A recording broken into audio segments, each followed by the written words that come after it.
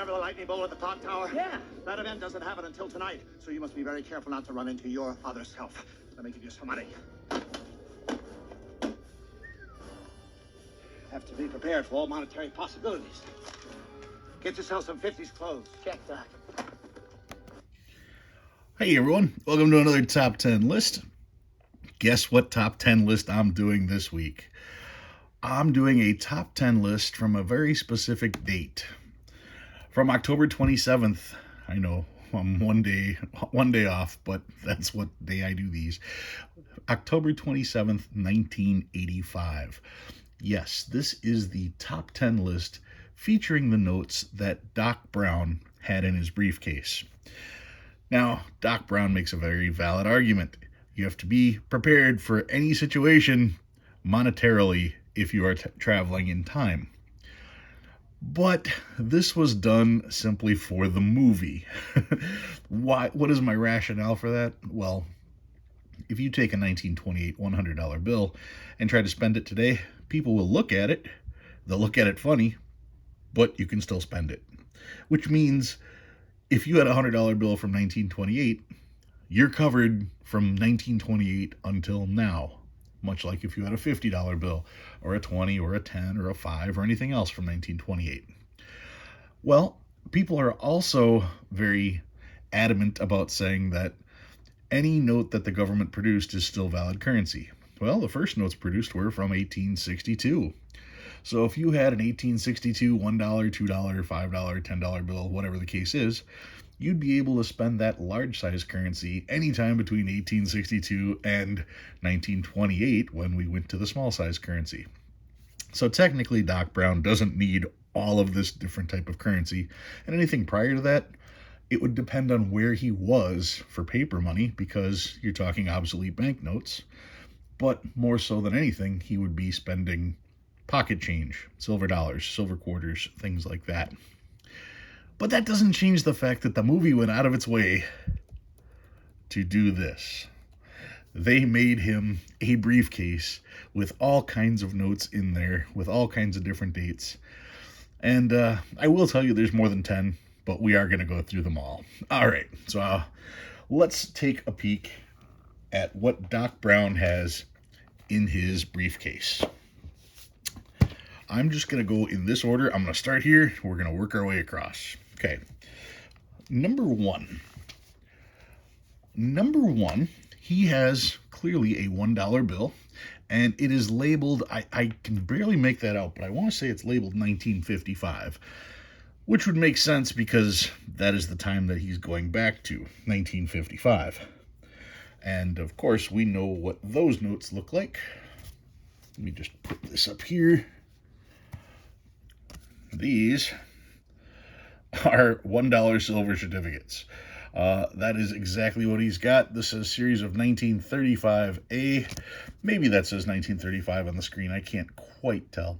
But still, in 1935 or 1955 or any time in between, these would be the $1 notes that you would see in circulation. These are fairly easy to come by, and of course, pretty standard on the back as well. So that's the first note he's got, and he's got a stack of them. It looks like a full strap.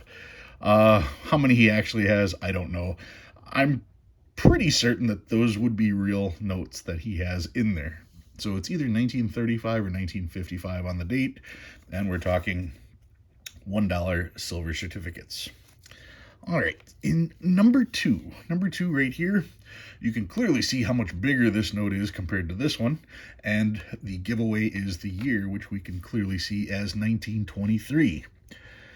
He has a $1 silver certificate from 1923. It is the last large size $1 silver certificate. Very cool note, very affordable note. Take a look at the back. That is the back design on it. 1923 $1 silver certificate. Carrying around these would be a piece of cake back then. But once again, how necessary would it be? Because you can use virtually any large size note at that particular time period. But that's what he's got for his number two note, the 1923 $1 silver certificate. The third note in the row, if we go over right here, he clearly has labeled 1917. And if we look, that is supposed to be a 2. Can't quite tell for sure, but I do recognize the picture. That is most certainly Thomas Jefferson. That would be a 1917 $2 legal tender. Here's my $2 legal tender. We look at the top. This note is a legal tender for $2. So $2 legal tender. You can see definitely Jefferson, the $2 right there. If I turn it this way, I don't know if I can make it look like this note, but you can see Jefferson. You can see the white here. That's the white here. And I have the feeling this one is a counterfeit. I shouldn't say counterfeit. It's a replica based on the 2. That is the portion of the note that is very clear.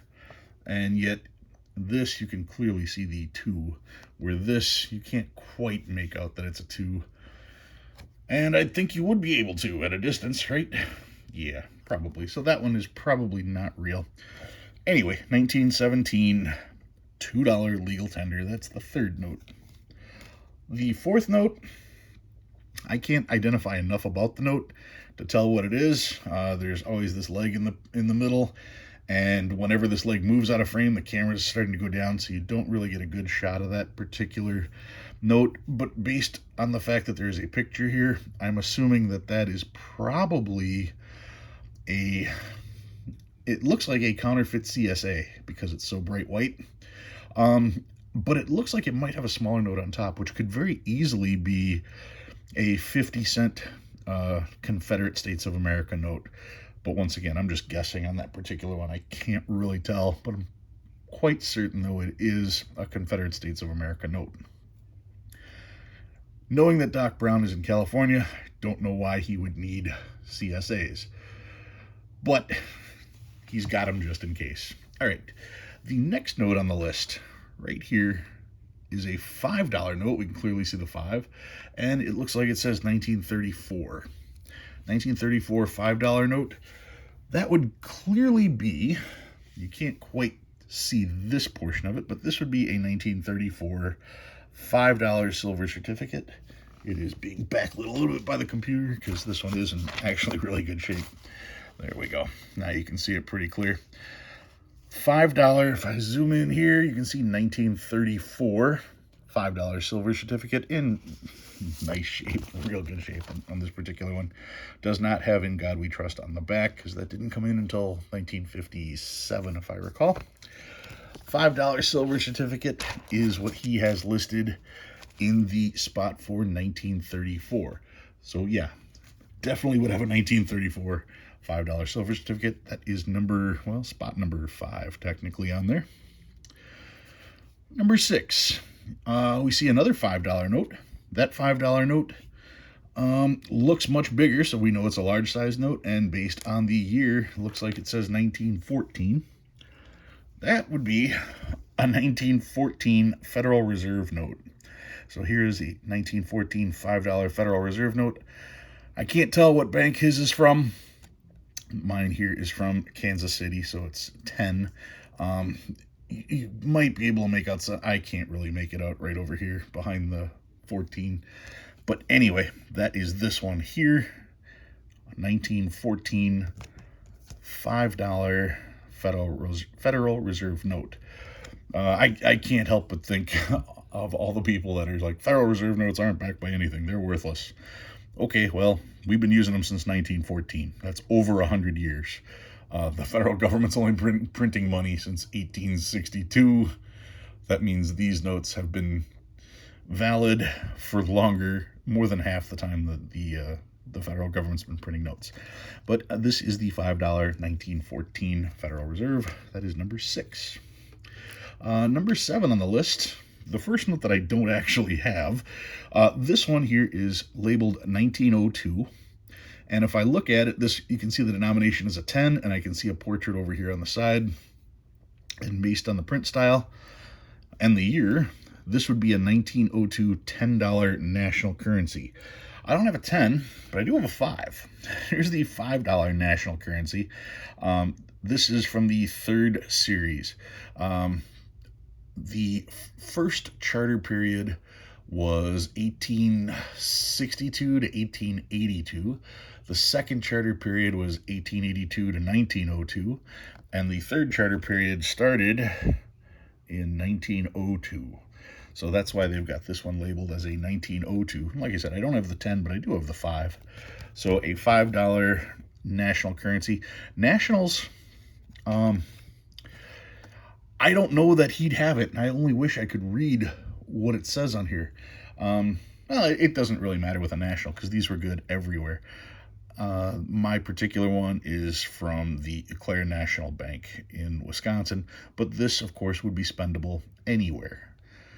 If it was an obsolete currency from this particular bank before it was a national, it might not be spendable everywhere. But because it has the designation national bank, this was good. So it doesn't even matter which national bank this was drawn on, it would be good everywhere. So that is the 1902. He has a $10, I have a $5 national. The next note right here, this one, I'm guessing that is 1864 that's written on there. And that is clearly a CSA. Confederate States of America $10 note. Here's the $10 note. The CSA, well, this would only be good in the Confederate States of America. It was put out, this particular one, you can see here, 1864. That's what he's got here, 1864. Clearly the same note. Take a peek at the back. There were a lot of counterfeits of these that were made. And once again, if he's not traveling to the Confederate States of America, this was pretty much useless. Add to that the fact that these were only good for a very short period of time. He'd have been much better off probably with actual coinage, because it didn't matter where the coins were from, they were still precious metals and they'd be easier to spend than this. So that is, what would that be, number 8 in here? All right, 1864 $10 CSA. Number 9, right here. I want to say, I can't quite make it out. I'm pretty sure that this is either 1955 or 1985. I'm going with 1985 since he's got the 55s up here. And what I can tell from this is that is a $10 bill. No doubt it. And this is not blue, because this is blue. That is green. So he has a small head. This is a small head $10 bill. This particular one is from 1977A, which would make it perfectly normal to see in 1985. The $10 small head from 1977.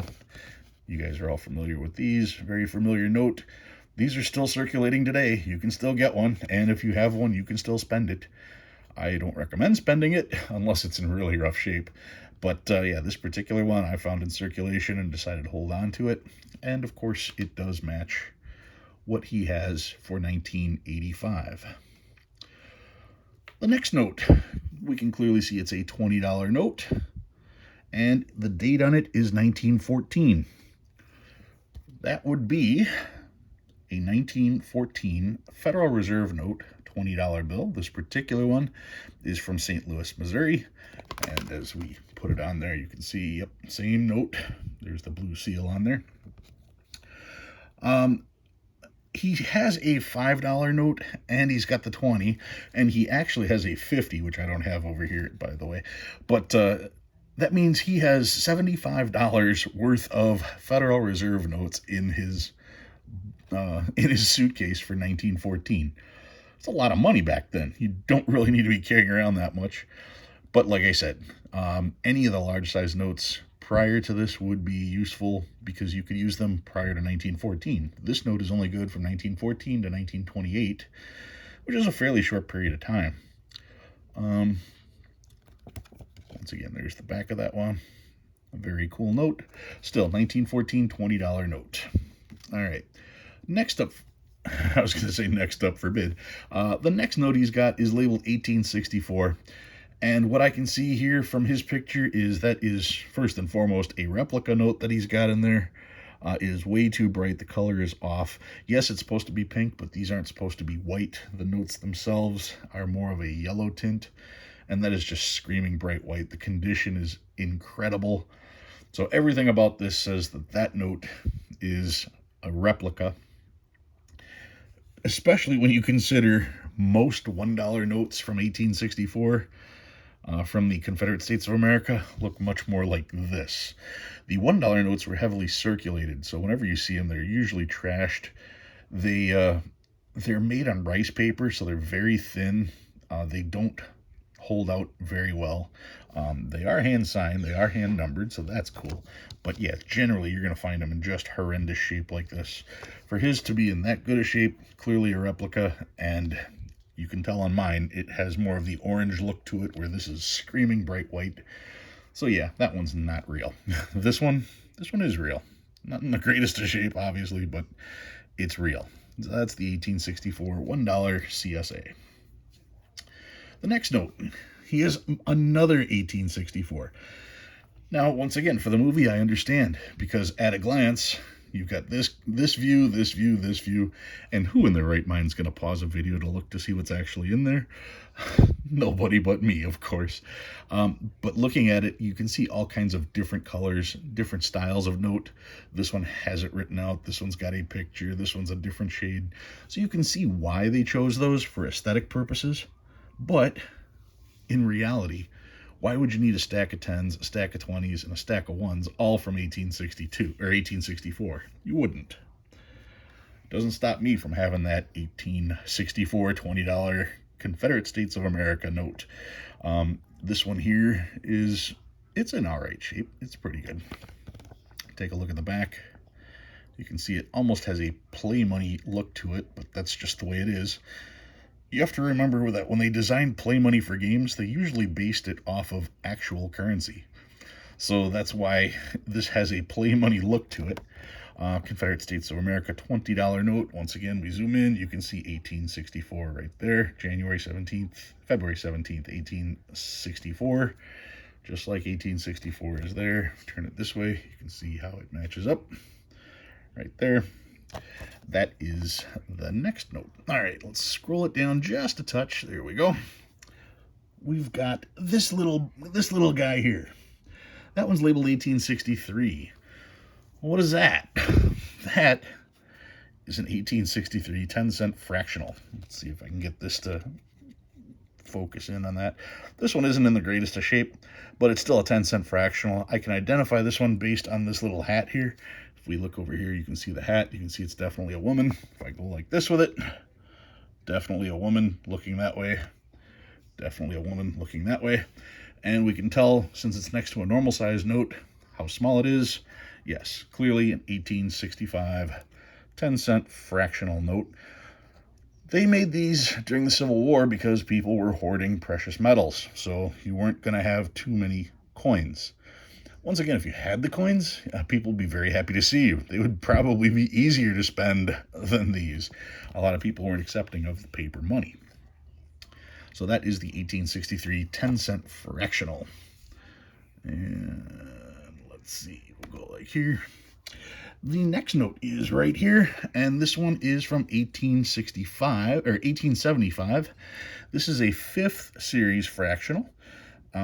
You can see this one right here. Mine is actually stained, so it's not quite as white as this one, but still, they were never bright white like that. You're not going to find them bright white.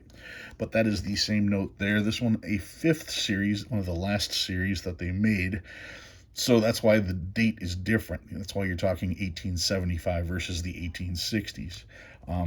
They were still trying to get change back into circulation. And, well, that was the best that they could do, was making the fractional currencies like this. The other one he's got, like I said, is the $50. You can see it says 1914. That's a $50 Federal Reserve note. I do not have a $50 Federal Reserve note, but you wouldn't need the 50, much less a stack of 50s, when you already have a stack of 20s and a stack of 5s. The final thing he has on there are these two notes, both labeled 1861. Both of the notes have the backs facing, and you can see that it is a $2 bill. Problem is, they didn't make a $2 bill in 1861. so that's a whoops. The thing is what they are showing you is the back. Where is it? Here it is. They're showing you the back of this bill. This is the 1917 $2 note that is actually a little further up. That's this note here. This is just showing the back. And if I turn it over, you can see that's the back. Once again, look at these two and the giant two. Those twos, this two. There you go. Those twos and the big two. Put it like this and you can see it a little better. So they used this back for quite some time. They didn't use it in 1861 though, because they didn't have an 1861. The best I can figure is this. According to my price guide, which of course you guys know is paper money of the United States, he might have seen this. They have a picture of a lazy deuce, which is wrong, because it's in the section called legal tenders. Okay, so here's the 1869 $2 note, and this was supposed to be the 1874 $2 note right here, and they put the wrong picture in. They put the picture of a lazy deuce. But for the back, that's not even the back of a lazy deuce. That's the back of that note from 1874, which they didn't change all the way until they used this all the way through. So here's the, like I said, the 1917. What did I say? 1917? Yeah, this is the 1917 note. So this is not an 1861 $2 back. They did not make an 1861 $2 back. But like I said, I have the feeling that they tried to do some research, saw this picture, saw that back, and that's how they ended up with that particular note.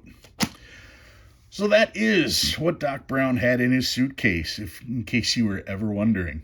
If you learned anything new, go ahead and hit that like button. If you like what you see and you want to see more, please subscribe. Love reading all your comments. Guys, thanks for watching. I'll see you next time.